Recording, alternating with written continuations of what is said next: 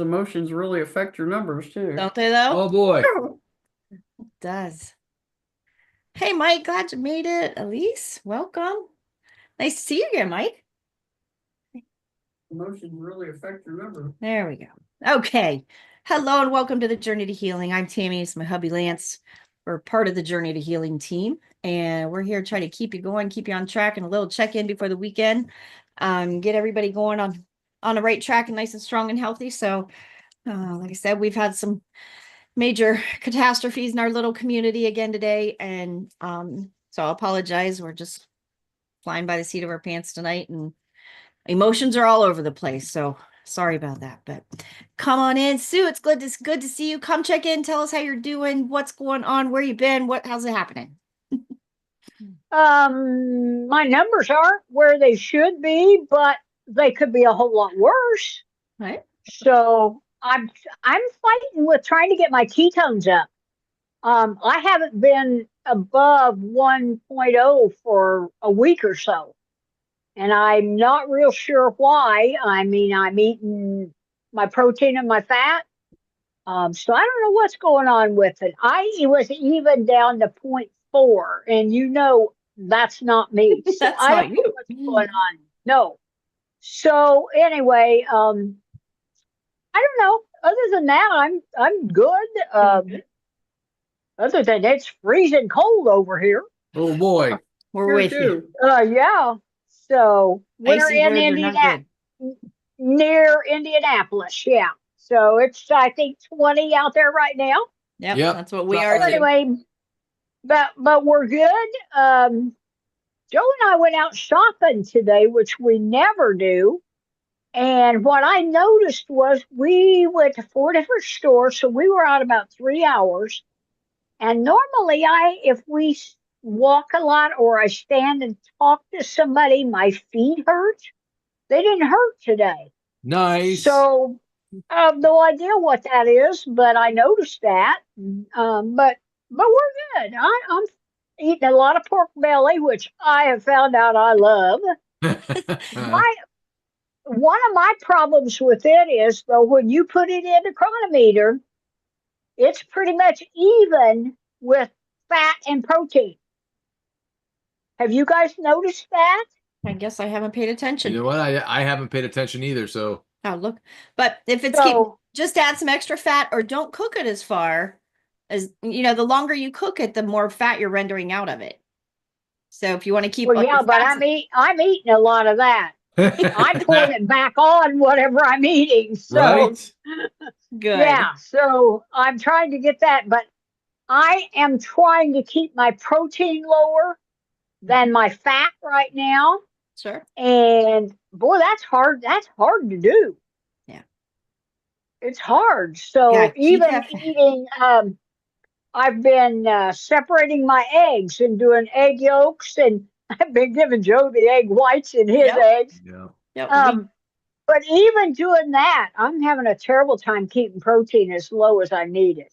Yeah. So, I think it'll all pan out in the It'll all wash. pan But out in the wash by the time you're done. So I'm just and proud of I you. The other thing probably with your ketone, Sue, is you might be getting far enough down the line that your body's just learning how many ketones you need to make and for your activity level and things like that. So your body just might be leveling out a little bit. So I wouldn't panic on that as long as you're staying in those macros and doing oh that. yeah.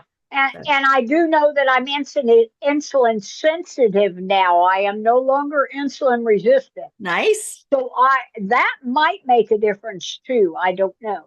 And Yep. So, you may be right in one of those turn waves of your body making ketones. You know what I mean? Because your body makes ketones, it overshoots, and then comes back down and drops down, and then oh yeah, I need to use some, so I'll make some more. It's like that wave until it gets all settled out. Yeah. yeah, could be. So, and my glucose is good. I mean, it's been up a little, but it ranges in the between 80 and 100. So I don't worry about it when it does that. Yep. So So you've we'll come so see. far. I'm so proud of you. You've just done really nice work. So Yeah, it's awesome. Well, got about another 80 to go, though. That's what gets me. That's a long way. I'm with you. It's where Maybe, the maybe not. That journey's not always easy, but you got that, Sue. So Oh, I it's applaud you. not. I applaud you for your diligence, and it's showing what sometimes just downright bullheadedness can do. And I'm so proud of the work you've done and being consistent and sticking with it through the hard times, the good times. You just keep going, and you're the perfect example for that. So nice work and Yeah. Yeah. congratulations. So, Oh, yeah. Yeah. all right, Diana, come and check in. Hey, I'm doing all right. Um, everything's a little bit up. Was this morning. My glucose has actually been up for about a week or so, but there's been stuff going on for at least that long. So, but I'm good. Good. Nice work. You never staying okay? Well, my DBR was like 81 or something like that this morning. That's the highest. No, 88. Yeah. Just And know that's the highest everybody it's that's been listening for to a little bit. Diana's had a DBR of like 25 for quite a while. So she's killing it in some numbers, but we're proud of you. Nice work. And 88, a little bit of grace for a day, but you kick right back in tomorrow and keep going. Yeah, I got to get my glucose back down. It's actually been up over 100 in the mornings for a little bit here, a Yeah, week or and so. think of how many things that affect it between your sleep and, just everything that you're doing. There's so many things that affect that morning glucose. So it's not just once you master what you're eating, if anybody's watching this, it's not always the food. When I know Diana has her food mastered and, she knows how to do this, knows everything else. But when stress hits, you'll see exactly how much cortisol affects it. You'll see how much lack of sleep affects it. All of those things will kick in and set your chemistry going. That's why it's a lifestyle. It's everything. It's not just what you eat all day. The building health is not just about the food. And that's one thing that's just really important to keep in mind. So if it lasts for too much longer, call me and we're going to sit and kind of dig in and figure out what's going on with you, what's doing it, unless you know what's doing it. We can figure that out. Well, to some degree I do, but yeah, I didn't do anything different yesterday. Um, I only had ketones at 1.3. The day before they were 2.8. So, but you keep going through, pushing through. If it keeps up, give me a buzz and we'll sit down and go through some charts and see what's going on. So Yeah, it'll be fine. I know it's just stress and everything that's going on, so it'll be fine. it is. I don't handle it very well when my mom's upset and crying, and I think she's doing a little better today, though. She Is wasn't she? crying today, so far, so. Well, that's a win. That's good. We'll be praying for you and give her a big hug from us. I know All right, she's I will. going through a lot, so it's a lot to deal with. So come on in, Elise. You want to come check in? Hang on, got you muted. Maria, I didn't even ask if Maria wants to check in. She's welcome to. It's fun to listen to everybody. Well, if you have any questions, feel free to jump Yeah, in. Okay. just So ask. you mentioned the cortisol level. I've had a lot of issues with mine being really high, so this is kind of interesting. Yeah. So, Every time that cortisol goes up, so will that glucose. It'll follow it right up that hill. So be mindful of that. And that's one of those things when you learn to navigate where your stress levels are in life. If that shoots up once in a while, that's fine. But when it goes up there and stays there, that's when it becomes a problem. And it's actually when you say you're trying to work out the things of your health, when that cortisol shoots up like that and stays up there, it truly is hindering your health. That's not just the cortisol and those fight or flight moments are supposed to be blurts of time to, a blip in time to save your life or get you through a situation or things like that. That's not supposed to get there and stay there. So that's a struggle for your body. So that's where we try to manage your stress, find new coping skills, things like that to deal with that stress. And that's where that whole lifestyle comes into play. It really does. I've had a lot of issues with over 2 years now. My boys got married 2 weeks apart on us, and yeah, in October 2 years ago, and I've had issues with getting that back, down. So I'm working on that. One of the tough lessons we talk about is, and most of us you'll get to know in here, we're all a bunch of mamas, we're all a bunch of caregivers or parents, and you got to quit worrying about everybody else and take care of you first, then start worrying about everybody else and learning to love you as much as you love everybody else around you. Because if you don't, your health is the one that's going to pay for it. Right. I said I've had a lot of my blood pressures went up too, and they've had to change my medicine several times, and they just changed it again and they upped it this time. And so I'm trying to work on that too. You know what? As you get further and further in this journey and you get that inflammation to come down out of your body and you start learning about what everything that you put in your body affects you and how the stress affects you and all those things, as that journey gets stronger and stronger and you get moving one more step in and one more step in, you're going to see that blood pressure start to come down, that inflammation will come down. As that cortisol comes down, that glucose will come down. Everything just kind of calms down when we stop stirring the bucket and stop putting the things in that are causing the problems. You know, most of the issues that most of us deal with, does everybody understand that most of those issues that we deal with can be taken care of at the kitchen table? You know, so those medicines that you're taking and stuff, you'll find yourself just gradually not needing them. Most of us, that's what ends up happening. I'm a That's cancer what I was survivor and a thinking. heart attack survivor, and those things, they, you know, you'll just see them gradually change and take over. But it's amazing how much it is a lifestyle. This isn't a 4 week, 6 week, 8 week program. This is a lifestyle that you've got to live to build health at the cellular level. And you'll get there one step at a time. And you got the best leader right in front of you or right beside you. So she's amazing at it. She's nailed it. So, but that's the difference of, you know, a 6 week program and a lifestyle. I mean, you're building health at the cellular level, and that's what's going to make a lifestyle that's going to last a lifetime. So congratulations and nice work. And we're glad you're here. Yeah, Can't wait to see you get going. Welcome to the tribe. You've taken the first step. That's the hardest part, is just to show up. So good job. So, if you have any questions, just jump in. Okay. Elise, again, sorry, didn't mean to cut you off there. Come on in. No, that's okay. I don't know that much about Zoom. I thought you guys had me muted. You're fine. I finally figured it out. Yeah, I've been having, well, I started, like today's my 22nd day. And Wow. I started without anything to measure anything. And I just jumped right in, and I kept hearing 20 carbs or less, 20 carbs or less. So I tried that 20 carbs or less, and I crashed and burned so bad. And I couldn't get out of bed. I couldn't eat anything for like 2.5 days. I lost like 8.9 pounds. And but I've gained it back since then, because I figured out that I couldn't keep going like that. So I started eating more carbs, and, I realized later that I was supposed to start higher and work my way down, but I didn't know that at the time. So, I got out of that, and then I just got my, what do you call it? The Keto Mojo meter, Nice. that. And like 2 days ago, I was all happy, or was it? Yeah, I think it was 2 days. I was all happy to get it. So I tested my numbers, like I put on the Facebook thing already.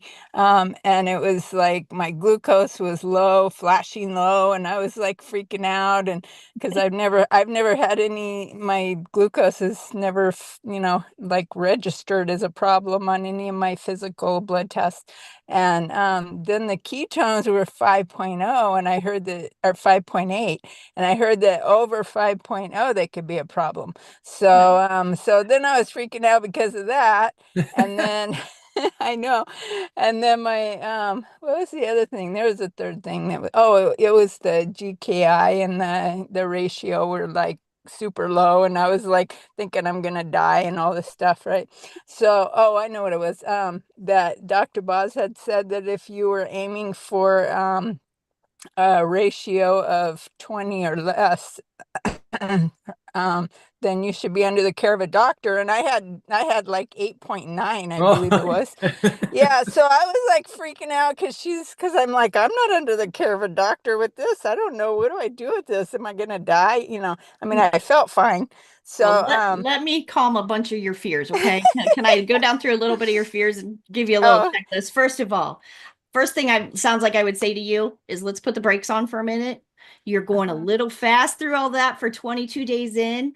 That's a lot. You're combining advanced chemistry with beginner chemistry. And that is where, just, you said it exactly. This is what makes us end up crashing and burning. And then we got to back up and start over. There is an exact reason why this is a 12-step program. You have to master each step one at a time before you advance to the next. That lets your chemistry get going. That lets your hormones get going. That lets everything start to kick in. That this is a whole chemistry shift. This isn't just a step that we slam our body into. If so, it's miserable. You won't feel good. You'll get heart palpitations. It is a chemistry shift one step at a time. So I would say kudos to you, first of all, for jumping and running, but hit the brakes just a little bit. And it's not stop. It's just, you got to do one step at a time and get those fat-based hormones working. Estrogen, progesterone, testosterone, leptin, ghrelin are all fat-based hormones. Until every one of those are working, I don't push you too hard forward, because you're going to run into too many problems at one time. If you go one step at a time, you can work through each issue one at a time. You know, you can. Well, go ahead. oh, I'm sorry. Go ahead. Nope, you're I fine. thought you Go were ahead. done. Well, everything kind of leveled out, and my ratio is still like low. It was, well, the highest was like 34 something, and 30 something one day or one time. And then this morning I had a 73 for the glucose, which is good, but then I had a 7.0 on the ketones. So what Now, that is your body's just overshooting ketones right now, because this is new. This is all new to your chemistry, and your body's saying, what the heck? You know, so as you drop that glucose down, those ketones are going to overshoot. That won't stay that way, but that's again why I'm saying okay. hit pause just a little bit and slow down. The other thing I would encourage you is, if you're not over in our group classes, we take you through one step at a time in our coaching classes. If you want to come in our group coaching, and that is taking you one step at a time. Your numbers will come up on my dashboard. I can help navigate through that when you're ready to push forward to the next step. Those things all kind of fall into place, but it's different for everybody. You can't, I can look at Sue and say it took Sue a month to get her chemistry going, but it may take Diana, 2 months.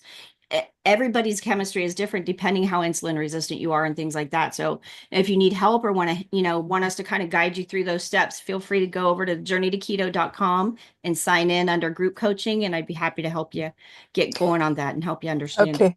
I guess I'm wondering, like, how high of ketones is too high to where you're going to be hitting ketoacidosis? That's my Okay, you're talking two different chemistry shifts, and that's part of why we teach you how to make sure you're doing it correctly, because as long as your glucose is down, ketones can go up, and that's no problem. That's not ketoacidosis. Oh, okay. So we've had I don't know if you've ever met our Olivia, a couple people. We've had people with ketones of 8, 9, 10.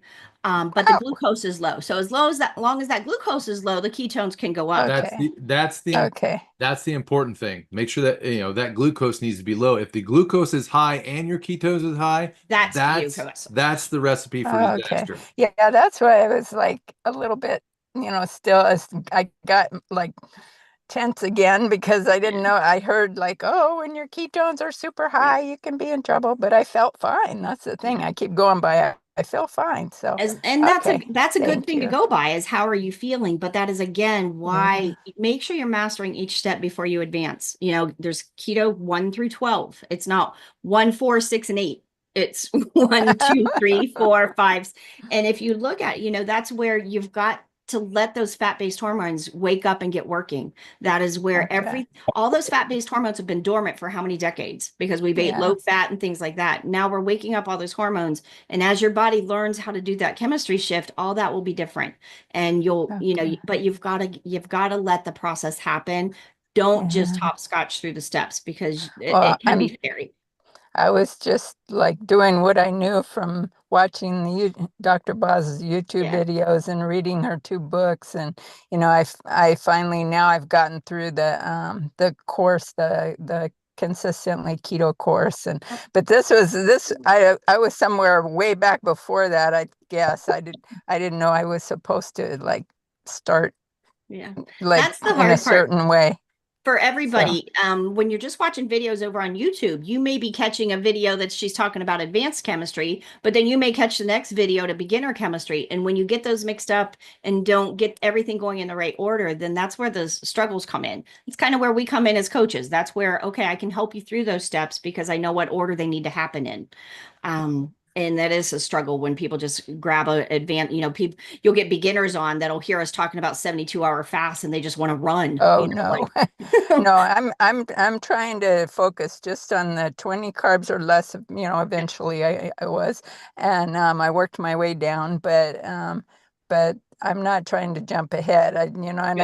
I could tell when she was like saying, don't do this and don't do that. I just used my meter because, it was fun. It was a new toy. I wasn't expecting to get any. No, that's the best way great, to know, though. like, I mean, those are a great tool to use for reading. Well, I didn't know it was going to be so chaotic. So that was that. I hadn't heard anything about that. So, you just opened Pandora's box. I That's just went, all. ah! Yeah. But, Right. okay. Thank you. I feel better. Thanks. You got this. It's You're one welcome. step at a time, but I would just advise you just go a little slow. Let everything happen before you move forward. Don't start tightening up an eating window and things like that until everything gets nice and mellow. Everything mellows out. So you will get there. Okay. But nice job and welcome to the tribe. Yes, welcome. And I hope your situation gets better. Thank you. Pray for our kids. It will. It's just one day at a time. Pray for the kids. They're young adult. They think they're adults, but they're They're kids. Yeah. I know. But they're getting a rough dose of life right now. So okay. So come on in, Mike. Okay. Glad to see you back, hon. Hi, Mike. Hey there. It's good to be back. Thank you. So, yeah, I hear everyone talking about ketones in the 1.5, 2, 3, 4. So again, I've been at this off and on for a little over a year, I think, but have been on it and then fallen off the wagon and come back on. Anyway, so past couple of months, I've been working very consistently at it, celebrating that I made it through. This is usually the worst time of year for me. Yep, so I hit Halloween all the way through Christmas. I'm usually putting on, I don't know, 15 or 20 pounds. It's an awful time of year for me. Yeah. I struggle with it, but I have made it all the way to this point, staying 20 carbs or less each day. And Good job. Nice work. That's even through Thanksgiving. Yeah. So nice work. However, I do have some questions. Well, I'll say this too. So I've started Sunday through Tuesday, I'm doing a 48-hour fast every week. And so this is week 5 for me. Good job. Yeah. So, and I'm really noticing that toward the 40-hour mark, the clarity that I'm having, just mental and energy level and stuff has been really phenomenal. So I've really enjoyed that. Mike, wait till you're ready to take it to the 72. When you hit that 48 and you feel like you can keep going, that mental clarity that hits from 48 to 72 is a game changer. Well, I did try a 72. So this was like last spring. I had done a couple of 48s and then tried a 72, and I just felt so sick. It was not a good experience, but you will get better. But this is week 5 for me. Nice. Every week. And so, so 2 days ago, it was phenomenal. Just the amount of work I was able to get done and everything in the afternoon. It was like, oh my goodness, this is phenomenal. Ride that consistency out. Put a string of like 8 of those together and then rinse and repeat, maybe take a week off and then go right back at it. And then push for those 72s. Now that you're ready, your chemistry is ready for those 48s. Try those 72s again. I'm telling you. And you'll feel it. You'll feel that you can, when you get to the end of the 48, you'll feel it in the fact that you'll say, man, I could really go a little longer. Sure. And when that time comes, don't know when that's going to be, but when that time comes, try it a little bit, push it to 60, push it to, whatever you feel comfortable with. Don't forget to keep your elements up though. Don't forget to keep hydrated when you do that. But, let your body take control at that point. You know what I mean? If you can do that consistently, that's one of the big hurdles for it is consistency. Well, I do have some questions if it's all right to ask. Absolutely. Absolutely. Because what I have noticed is Oh, no, I know. We're just thinking, wow. typically my well, like this morning, so my ketones were at 0.8. My glucose was 110, and that's pretty normal for me.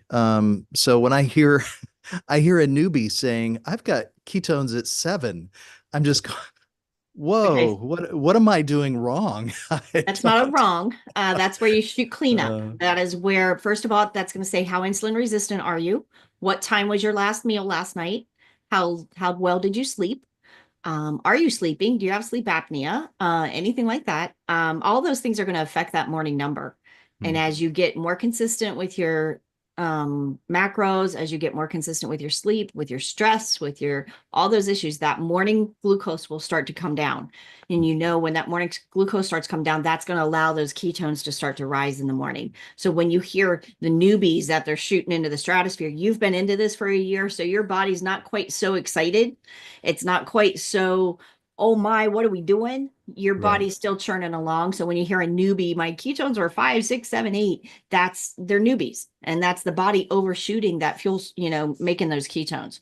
But for you, I would really keep going. It sounds like you got a great rhythm going on those 48s. Keep going in that. But I wouldn't be afraid to push that when You're get going to have to drill down on some eating window. You're going to have to start micro. You've got the basics down. It sounds like you've got the basics down. You're under 20 carbs. You're getting okay numbers. If you want to take it to the next level, now it's time to start geeking out, if you will, on some of the things that you can do, like closing your eating window. Are you OMAD? Are you 2 meals a day? How are you laying that out per day? That's where you go through and you really start tightening up, cleaning up. If you're at 20 carbs a day, let's go to 15. If you're at 15, let's go to 10. Let's go to 5. Let's just cut them out, period. Let's see if we can get to 0. When you get to that specific things like that, when you start dealing in that, that's where you really see your numbers kind of go, oh, okay, now we're going, and your glucose will drop and your ketones will start to rise. I mean, that's where you're doing good. Don't get me wrong, but you're at the stage where you can take it to the next level, and there's where you'll see the work that you do, the numbers. You'll get those numbers on a more consistent basis. Okay. Well, the other question I had ties in with meds. And so I actually take an antidepressant and I take a statin. So both of those. And I ran out, this is probably, I don't know, 2 weeks ago, whatever.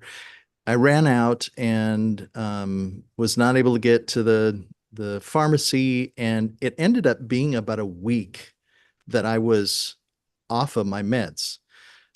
Which, I hadn't intended just to stop. And when I got them refilled, I went back on. But what I did notice was my numbers were so much better.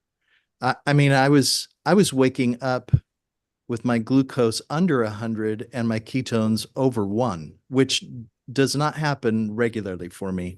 But I had it happen 2 or 3 days in a row. The only thing that was different was I hadn't taken those meds. And so I was just you're fighting a battle that a lot this one does all the time. Anything I put in my body, from a baby aspirin, I've had a heart attack, so they want me on everything from a baby aspirin to the medication that they put you on and anxiety medication. If I put anything else in my body, I get a reaction. They have me on an injection right now for my heart. One of the side effects of it is hyperglycemia, high glucose. So, I mean, it's crazy when you look at the side effects. I'm busting my butt to get that glucose down, and the side effect of the heart medication is high glucose. So I'm glad that you noticed that the difference. So the goal is, let's get you so you don't need the antidepressant. And let's get you so you don't need a statin. So as that DBR gets lower and lower, as your gut to brain health ratio or coordination there gets better, you won't need the antidepressant. You know, the goal is to not need the medications, to not need to put the toxins in your body. And you're headed in the right path. It's just get consistency. But I really would challenge you to, it's time to push your body. If you've been doing this for a year, kind of cat and mouse with it, it's time to dive in. It is time. Just what you just told us should at least light a light bulb in your mind to where if my numbers were better without the meds, that must mean the meds are making my numbers worse. So what can I do? I still have to take my meds. What can I do to lower them, even though I know that the meds will raise them? I want to get them as low as possible. So I need to get down to 0 carbs. I really need to start cleaning it up. When should I eat? How many meals? That's where you're going to have to do your part more so than a normal person would because of the meds to overcome them. Do you understand? I have to work twice as hard as he does. If he would put his mind to it and really set it, quit munching and quit everything, his numbers are right It's on, man. I don't do any of that. I don't munch. Most of that's very rare for me. And I'm telling you, I will fight for every damn number I get. But she is fighting against her medication. Meds, She's fighting against, a couple different things. She has had worse health problems than I could ever dream of. I haven't had any major health issues. So, I mean, my machine is pretty efficient at what it does to that point. So, I mean, it depends on what you're fighting against and how much damage you've had from the fight you've already had. You know what I mean? But I would encourage you to take my hand, Mike. I'm telling you, sometimes it sucks. I would clean up as tight and as clean as I could get. And does everybody understand too? A lot of times the drboz rule is 20 carbs or less. But I will tell you this from having hundreds of people through this program. First of all, most of us that are insulin resistant, it's 10 or less. If I hit 10, I'm in panic mode because I know my ketones are going to drop, my glucose is going to rise. Most of the time, I'm under 5. Most of the time. And that's where my body needs me to stay to even remotely make a ketone or to keep that glucose down. So even at that, with the heart medication, my ketones my glucose will still run 100, 101, 102. I have to work at it. Now, my next step, which is what you might want to try, is what time are you putting that last bite in? We can't munch at 5, 6, 7, 8 o'clock at night. The day that I stop my meal at 1 o'clock and that's my only meal of the day, by the afternoon, by that morning, my numbers will be great that next morning. If I stop at 1, but that's hard to do. It's hard, he'll come home and eat dinner. I'll cook for him. The kids will stop in, you sit down and watch TV and you want a meat stick or some munchies or something like that. And it's like, it's hard. She's calling me out from last night. So, but well, let me ask, because what I've noticed is my numbers don't tend to be any better, even the second day, when I'm fasting. So, I'm still over 100, even though it's been, 36 hours since I had my last bite. So it wasn't just the last bite the night before. It was like the night before. So that's telling me how much you have in storage, how much glycogen's in the liver, how much you've got put in there. That's telling me you need to push to 72.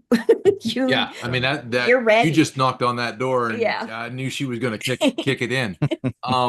Yeah, she's totally right on that. I mean, that just shows you from when your last bite, and if your numbers still don't change, that means you still got it in your system. It's still circulating and being pulled out. So you need to stretch that. You need to work that to pull that out and to use up that storage. Go for a walk while you're fasting, lift some weights while you're fasting. We need to burn some of that glycogen out of the liver and clean it up. Think of that fasting as deep cleaning. You're getting the cobwebs out. You're cleaning the corners and the nooks and the crannies. Get that stored glucose out of that liver. Get that out, because that is what will start making that progress. But I'm telling you, I do the same thing. It's just my body fights me. But from 48 to 72 is where the magic happens for me. Then I feel like I'm accomplishing something, because if I just stopped at 48, I'm not, and I don't want to take away from your 48, right? Because that is really good. That is a awesome step to take. But when you're ready to push it to the next level, 72 should not be out of the question. Yeah. I mean, that's where you're going to, how you work out. If you go on a walk, you have to break down a muscle to build it back up stronger. Same thing with the glucose. You got to pull it out of the system, pull it out of the storage to use it up and not put it back. No. If that makes sense. Yeah. So I would drop where you're at, How many meals a day do you use? Do you do? So I do two. I do lunch and dinner usually. Okay. Okay, maybe backs that up and do breakfast and lunch. That would be another stressor. It's another way to do it if you still want to do 2 meals a day. You're right on that cusp of you're getting it done, but you could go over the hump and get it done better. Does everybody hear what he said too? That he's doing 2 meals a day, but he's already practicing fasting, which tells me you've kind of skipped through some steps because you're in fasting mode, but you're not down to you haven't got to OMAD yet. I would say Sure. OMAD may be a good stressor to try to reach right now. Keep everything the same like you're doing, but I would try to close that eating window and try to get to 1 meal a day and see what that does for your numbers. So you got a couple different options for your stressor. Sure. You either need to close that eating window, move it earlier, go to OMAD.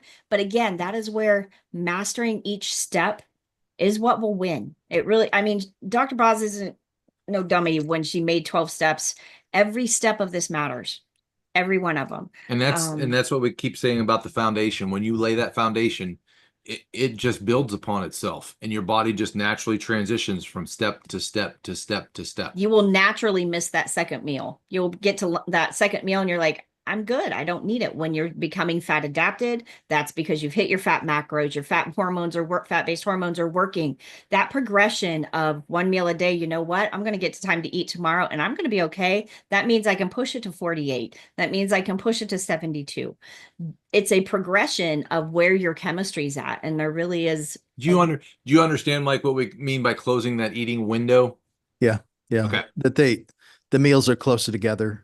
Yep. Correct. And that gets you and closer to sunrise. And that, you push it away from the dinner towards the breakfast. And then you try to get them closer together to where it's almost 1 meal. When you get within that window, you keep pushing it close, keep pushing it close, keep pushing it. You're training yourself to get to that 1 meal a day. You know what's so cool about it too, and I don't know what time Sue and Monica both, my advanced Diana too, the advanced people, when you get down to 1 meal a day and your evening isn't consumed anymore by supper and making supper, cooking supper, cleaning the kitchen, it opens the door up to so much free time you never knew you needed. Never knew you had. Right. I mean, it's just, but you can put a walk where you don't have time to go to the gym, don't have time to go for a walk, don't have time to go on a date, don't have time to sit and enjoy each other or watch TV or whatever. It is amazing how those evenings were like, wow, a lot can happen when you're not cooking 3 meals a day. We don't have to eat. And your kitchen stays clean. So, I mean, there's just so many things that happen when you get to that level that they're just blessings. It really is. You're right on that edge. I'm like, now you got me excited now. So it's like, you're right on that hump. And as soon as you fall over that hump, you're just going to take off, man. Mike, I'm going to tell you this too. We've been off between the holidays and family vacation and all the stuff too. If you're ready to push to a 72, you let us know when you are and we'll jump in right there with you because we need to get started too. So we'll do it. We'll do it cold turkey. We'll jump in cold turkey to you and those 72s with you when you're ready. So just reach out, get over in the group, text me, whatever, and we will jump in and take your hand and we'll do it together. We got this. All right. But I definitely would. I would definitely look at closing that eating window, trying to get to that OMAD, keep everything else the same, and watch what happens to your numbers. Yeah. Okay. I'm telling you too. The other thing is I can do 48s. 48s are a piece of cake to me. I mean, it's like they don't bother me. They're not hard to do. But my numbers don't do crap until I get to that 72. And that's just how broken my body is. So I mean, I'm not saying that. And here's something else too, Mike. I don't make a killer ton of ketones either. But he uses them. When I was really down at my lowest weight and rolling, I didn't make ketones above 2. I mean, I was 200 pounds of nothing but get it done, rock and roll. It didn't matter, and I was full of energy all the time. I still didn't make over 2 ketones. So, and when he hits it like that, when your testosterone and all that kicks in, you can't wear him out though. Like I just kept going. constantly. I mean, he would work and walk 20,000 steps and come up the steps and like, what are we getting into today? And I'm like, dude. I'm not doing that now, but But when he was in the midst of that, but that's in the midst of those 72s, when his numbers get going like that, there is something crazy that hits him that is like, but there are some people that make a killer ton of ketones, but there's also other people that don't, and you're still fat adapted. You're still fat adapted, and you're still, whether you're using them or making them in abundance, either or, it doesn't matter. So don't let those numbers quite fool you. It's about where that glucose is and how low that is. Yeah. As that glucose comes down, those ketones will go up. Yep. They really will. So good job, All Mike. right. Reach out when you're Thanks. ready. We'll jump in with you. Yeah, nice job. All Keep right. it up. Keep up the consistency, bro. It comes down to, again, most of us are caregivers on here. It's hard for us to say, okay, I won't do it for myself right now, but if you need help, let me know. We'll do it with you. I can do it for you guys. I just can't, I won't do it for myself. We need to do this. Good job. Come on in, Monica. Come and say hi. Yep, Monica. She's not. Are you even listening to us? No, she's not even listening. She tuned us out. She put her headphones on. She's got Hi everyone. Hello, dear. Come on in, check in, say hi. Yeah. Hi. I have terrible service here. For some reason, my parents have. We're waiting for their internet to be fixed, but Oh so no, it keeps going dial in up. and out. So I apologize. Fine. Yeah. Dial up. Oh, that. Okay. I'm like, what? What did Yeah, I the do? old internet Yeah. dial up. I just showed my age. Yeah. I just I showed was my like, age. where? I'm sorry. No, I was all like, how do I do that? Like, I feel silly. No. Okay, so like you guys were talking about fasting, and I'm not there yet. I can probably do 24 hours. However, I'm still famished. I still have a tapeworm somewhere. I say that, I shouldn't say that, and manifest it, but I somehow I'm still hungry. Yesterday I was at like I wasn't hungry at like 4:30, and I'm like, you know what? That's enough calories. And I think I was like at almost 100% protein, but I was like at 80% fat. There you Sure go. enough, 6:30 came around, and I was like, I'm famished. I can't do this. And I'm like talking about like, you guys, this is crazy. Like, I am hungry. It's not like hypoglycemic hungry, but I'm just like, I am freaking hungry. I'm gonna be hungry, and I'm gonna eat somebody's arm. So I eat, right? So I ate, and it's not good. I've realized. So I don't know what's wrong with me. It was probably my gut malabsorption, but I'm not there yet. I'm probably not advanced level. I'm Monica, just you making fun of know what I myself would at this try on point that now, if I but was, you know what I would try if you get at 4:30 and you're okay and you feel okay and you get to 6:30 and you decide, oh my gosh, now I'm starving. I would do Dr. Boz's butter trick Mhm. of get out a stick of butter and start eating it until you feel full. Yep. And even you know what? I don't mean to be gross for a minute, but even if you eat that butter and you have to sit on the toilet for the rest of the night, I would do it just to prove to yourself, because that's going to wake up that leptin and ghrelin. And when you start eating that butter, you're going to hit down that stick of butter and you're going to decide, you know what? Go. Oh, I can't take one more bite. And we've done it. That's That's how full. we know. You will feel full, and it will wake you up enough to know. But we got to get that full feeling, because the normal progression of that is the fat-based hormones. Ghrelin kicks in first, and I remember that by grum belly. Is ghrelin is the hormone that makes you feel hungry, and you want that progression. You want to feel hungry. She got that one. Got hungry. Okay, then the next one is you want to eat slow enough that leptin can begin to kick in as you begin to feel full. Now, you got to get enough fat in there and keeps leptin stimulated, so leptin will kick in and show up and do its job. Leptin is the one that says, hey, I'm full. So if you get to that moment of I'm full and you're saying, okay, it's 4:30, I'm full, I'm good, and it's 6:30, you're ready to punch somebody in the face and chew their arm off, I would grab a stick of butter and do Dr. Boz's butter protocol. And I know that sounds awful, but I think, first of all, it's going to convince you I'm good. I don't need anything else. Second of all, it's going to put those fats in you to wake up those fat-based hormones. Third of all, if you can eat that whole damn stick of butter and keep going, you deserve to get some protein and eat. I mean, because I'm telling you, you're going to try it. You're going to get a few spoonfuls into that butter and you're going to go, I'm good. That or bust out some olive oil. He does olive oil. Or MCT oil. I mean, I wouldn't do it. That might be bad, but the olive oil, I mean, I knew at one point when I was really on it, kept telling her, I am hungry. You don't understand. I am hungry. Like I'm out of energy. I'm hungry. And she just couldn't understand it. Well, we put my numbers in chronometer, and here I'm missing like 100 grams of fat yet. And I was hungry, but I had to get that through Yeah. adding nothing but fat, because I don't, you don't want too much protein. So you have to go straight for the. Yeah. So, I mean, when you're hungry, your body's saying, hello, feed me some fat. Yeah.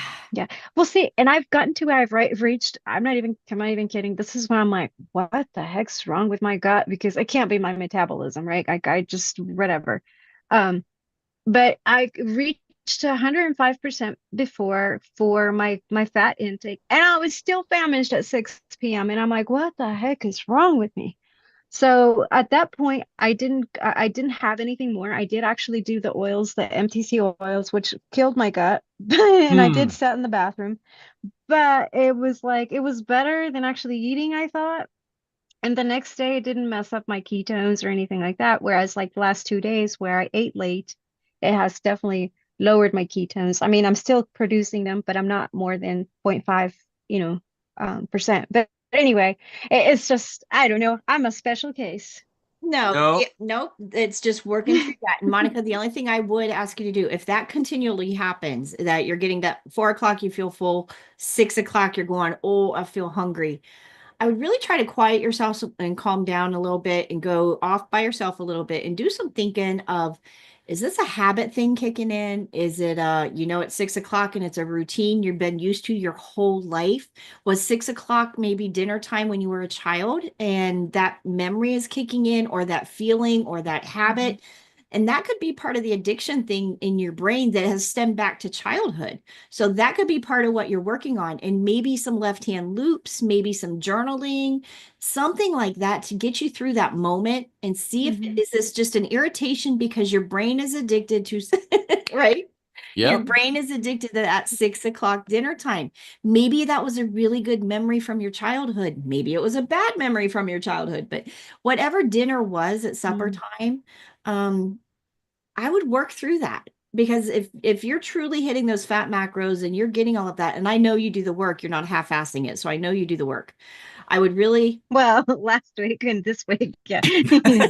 Well, you know how to do the work. general. Thanksgiving week don't count for anybody. But those kind of things, you work through that addiction in your brain, you're going to work out the bumps in it of figuring out, why is this a continual problem? And there's something behind that, because if you've hit your fat macros, I wouldn't even care if you went to 110%, 130% on fat, just to prove it to yourself that I'm okay. And make sure all your measurements and all your settings in chronometer are correct, because from the first time you put them in to now, you may have changed, your weight may have dropped, there's a lot of factors that factor into that. So don't forget to check that, make sure that's correct. Because it is a mathematical formula that uses to do that. You know what I mean? There's some math behind the scenes that work when you change an input, and now that input is different, you're going to get different results. Sometimes the math ain't mathin'. Yeah, it didn't math. Yeah, it didn't Math actually, ain't mathin'. because I actually go up and down 4 pounds, up and down 4 pounds, 4 pounds, and I'm going, like I wish I could have gotten up 20 pounds so I could have used my protein, but that was just a stupid, addictive thing. I don't know. Because when I'm hungry, I'm hungry. I think of cheating ways, but sneaky ways, but she gets hangry. I do. My husband, my poor husband, he knows that if we're going somewhere and if I don't have a little lunch bag in which we're going to be out for 2 hours, he's like, I'm not going anywhere until we get you something. I'm not going in public with you till you're happy. Yeah. But that again tells me I bet you there's something going on. Because I will tell you, I have insulin resistance too, so I'm sorry.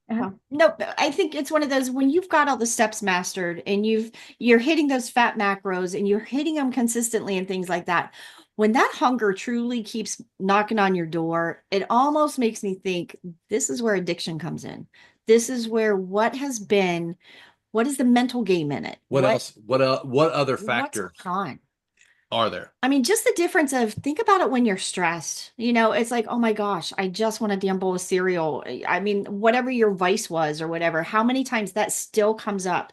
My girls today, everybody's bawling, everybody's crying, everybody's just hurt and broken, and everybody comes to Nana and wants taken care of. And it's just that moment of, good Lord, I just need a damn bowl of cereal kind of thing. It's like Nana's drained. Like, it's just that point of, but even 5 years into this, I wanted my coping skill, and my coping skill used to be a bowl of cereal. If there would have been shredded wheat in the house, she'd have had it. It's not even shredded, Fruity Pebbles. Fruity Pebbles. Right? But that again, that is why that stuff is not in my house, is because today would have been one of those days that I'm just broken. I'm just tired. So I'm saying that to say, be mindful. Don't go lightly on the addiction that has been bred into us since we were children. I mean, that goes for everybody, not just you. That goes for everybody. Food addiction and the emotional connections that we put with food as children and our young childhoods, those formative years, how much did everything revolve around food?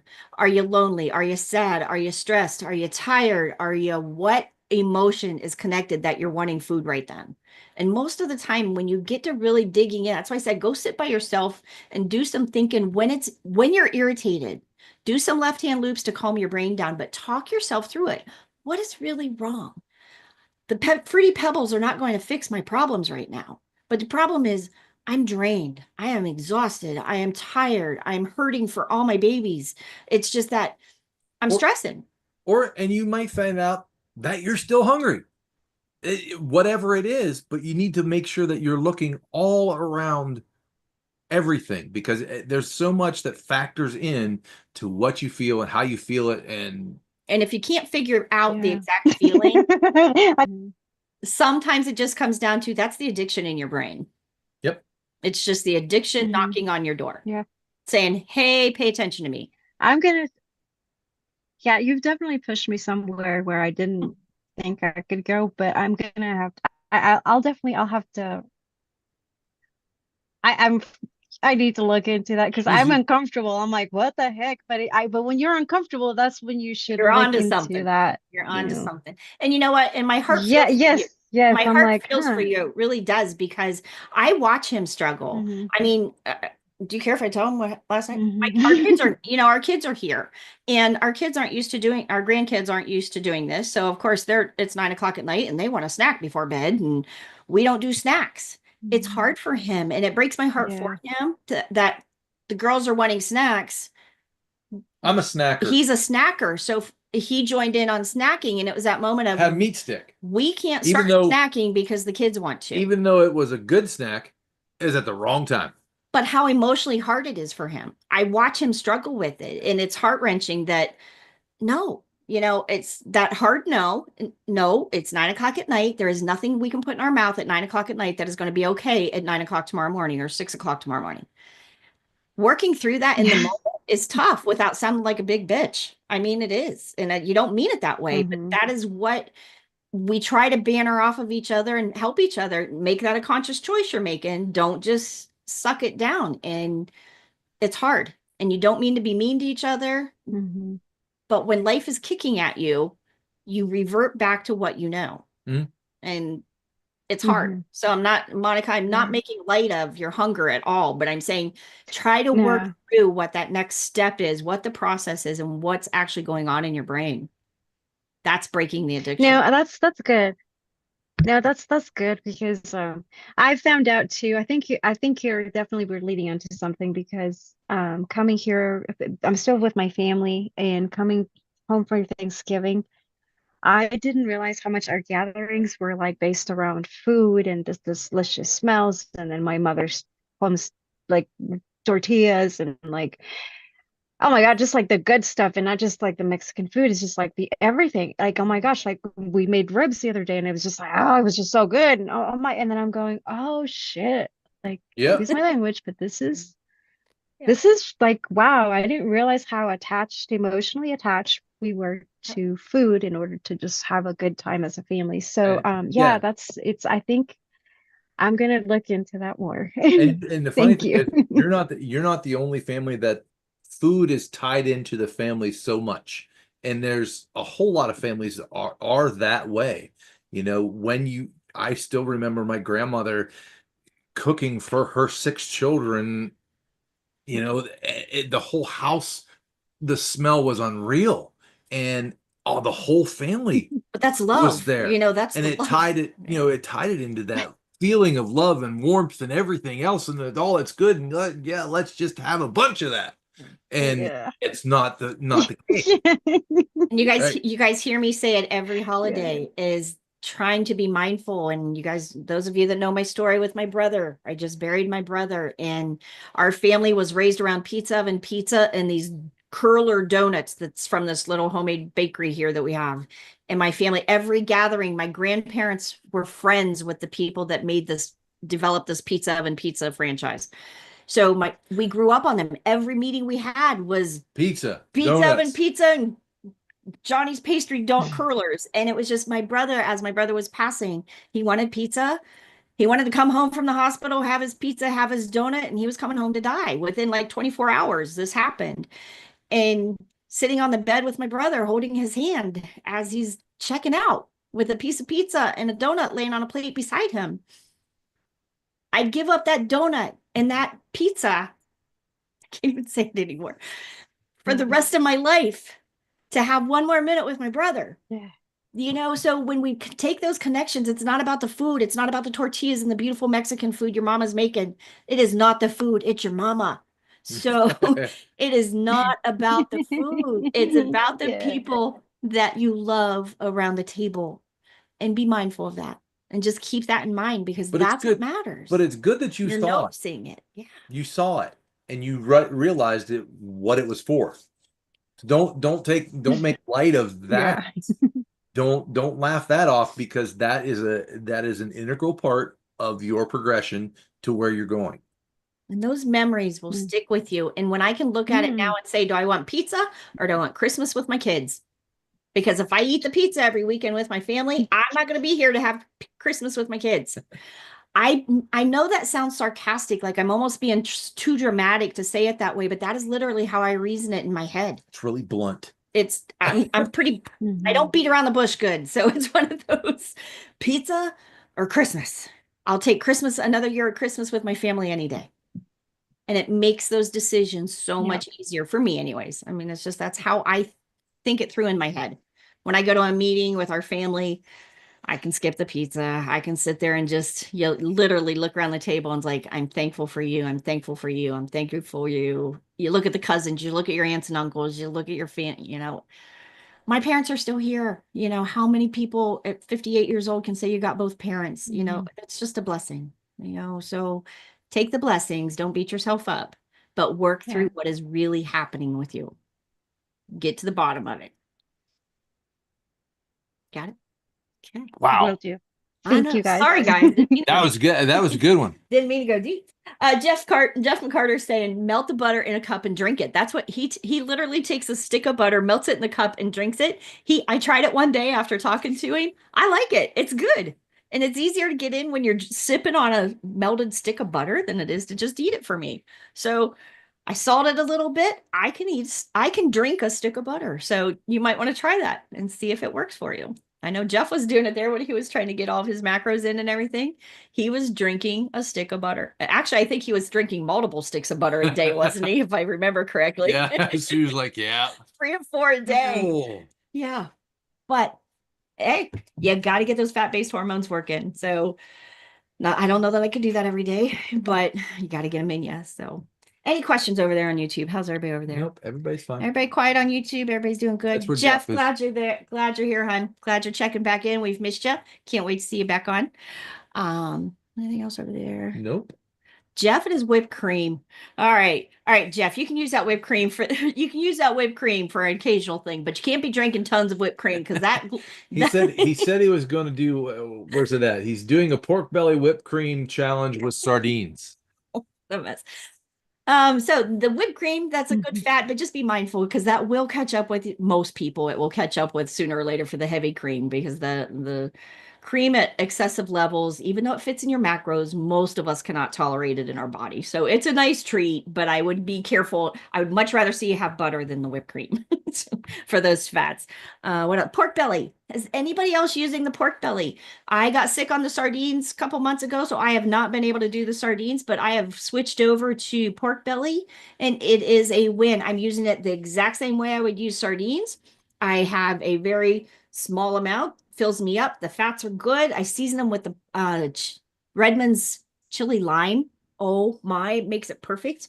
But it's one simple food. It's 380 degrees for 15 minutes. Those little chunked up pieces in that air fryer. And I'm telling you, I sit down, eat them in 15 minutes. My dinner is over with.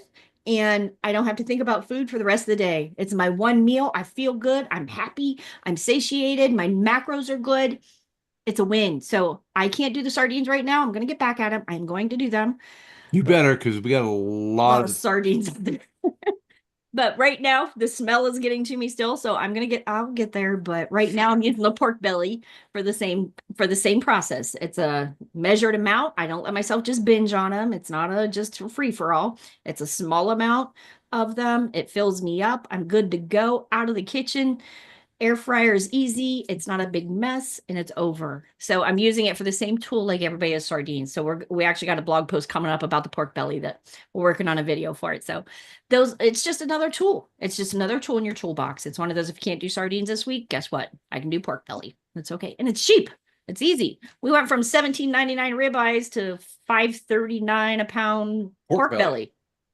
So saving money. Win-win. So that's good. Any questions that we didn't cover, anything like that? Anybody need anything? If not, if anybody does want in the classes, please check over to journeytoketo.com. Group coaching classes are open. You can get in for December. We can get you right in. Anybody wanting in, we can fast track you in for this month and get you started. Classes are there. What else we have? We have the schedule over in the courses that will tell you how we're going to work through the holiday. We're going to put all Tuesday classes the week of Christmas. We're going to move those to Monday. So we will still get 4 classes in this month, the lives, but we will move Tuesday classes to Monday.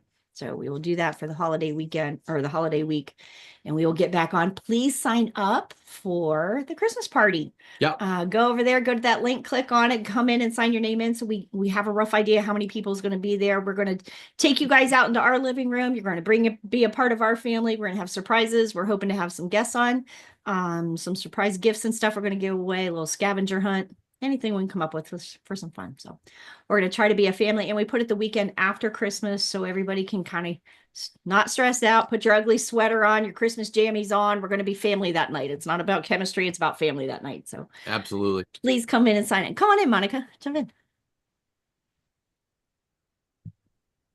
you have your hand up, Monica? Yeah, question. So where do I find this RSVP? Just click on that link. Can you hear me? Yep. Just click on the link where it says about the ugly sweaters and stuff like that.